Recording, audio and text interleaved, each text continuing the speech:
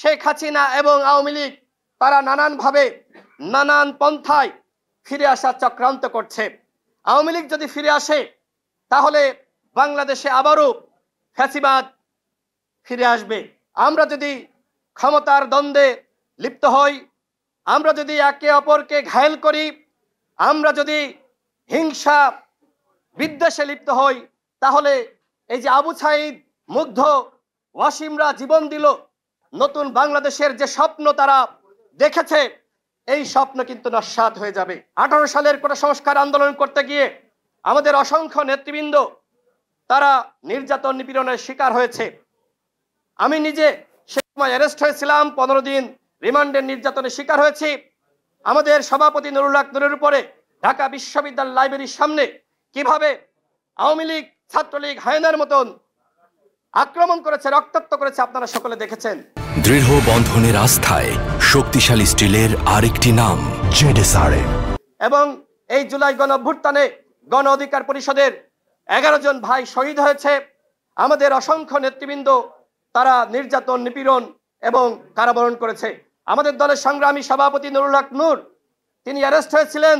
Arrest হওয়ার পরে যখন 10 দিন রিমান্ডের নির্যাতনের পরে তাকে কোর্টে তোলা হয়, তিনি সেই সময় ঘোষণা দিয়েছিলেন আওয়ামী সরকারের 90% পতন হয়ে গেছে, 10% ধাক্কা দাও। আজকে যারা প্রশ্ন তোলে এই জুলাই গণ অভ্যুত্থানে রাজনৈতিক দলগুলোর ভূমিকা নাই, আমি তাদের কাছে প্রশ্ন করছি, আমির খসরু মাহমুদ চৌধুরী, নুরুল হক নূর এবং মজিবুর রহমান মঞ্জু, গোলাম পরর, তারা কি কারণে কেন গ্রেপ্তার হয়েছিলেন?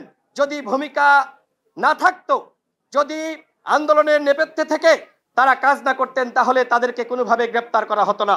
সুতরাং সাধারণ মানুষের আন্দোলনের পাশাপাশি রাজনৈতিক দলগুলোর ভূমিকা ছিল এবং সেই ভূমিকার কারণেই জুলাই গণ অভ্যুত্থান সফল হয়েছে। এখন আমাদের দায়িত্ব এই রাষ্ট্রকে নতুনভাবে গঠন করা, সংস্কার করা, বিচারের কার্যক্রম এগিয়ে নিয়ে যাওয়া এবং আগামী ফেব্রুয়ারি মাসে যে নির্বাচন হবে সেই নির্বাচনে আমাদের সকলকে, নির্বাচন কমিশন এবং সরকারকে সহযোগিতা করতে হবে।